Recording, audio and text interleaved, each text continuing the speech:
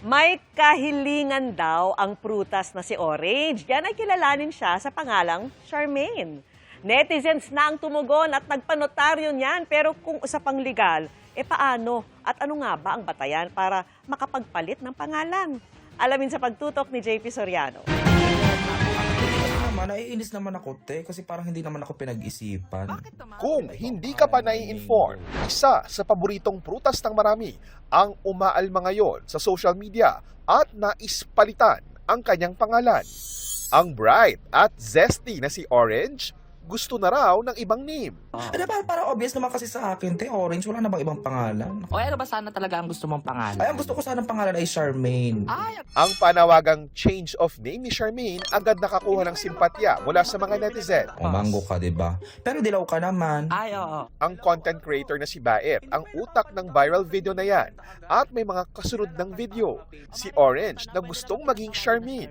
Nagka-identity crisis na nga. May legal problem pa. Dinagali ako sa PSA. Ay, pumila ka doon. Oo, pumila ako doon. O tapos, ano nangyari? Ay, malaman ko kailangan pala ng abogado niya. Hanggang sa nakahanap siya ng karamay at ng kakampi. Pinagkamala mo akong abogado, abogado naman baga. O kung sakali, ano ba sana ang gusto mong pangalan? O ang gusto ko sana talagang pangalan ay Melanie. Pero merong nauna pa sa kanyang makapagpapalit ng pangalan.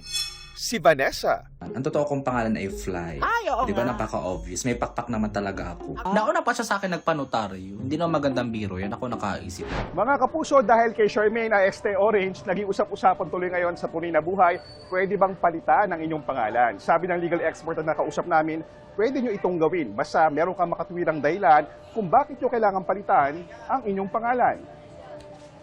Ayon sa isang civil law expert, batay sa Republic Act 10172, pwedeng magpalit ang isang Pilipino ng first name nang hindi na kailangan kumuha ng court order o yung pupunta na lang sa local civil registrar.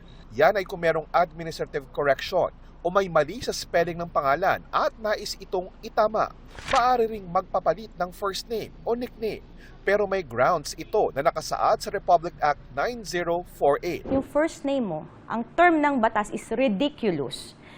Halimbawa, or tainted with dishonor. Diba, syempre mapapahiya ka, embarrassing. That is a ground to change your first name. Halimbawa, itong first name mo ay mahirap, extremely difficult to pronounce or spell. Pwede ring magpapalit kung ang pangalang gusto mong ipalit ay na-establish mo na o kaya ay kilala ka na ng lahat sa pangalang ito.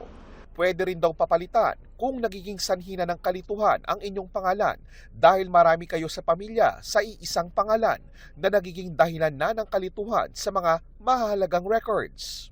Hindi ka pwede magpalit ng first name mo kung walang ground na kumbaga ayaw mo lang. Halimbawa, naasar ka lang sa pangalan mo or nagising ka kinabukasan, gusto mo ikaw si Charmaine, ikaw si Ana. Hindi pwedeng ganun. Hindi rin daw pwedeng palitan ng pangalan kung gagamitin ito para takasan ang krimeng kinasangkutan.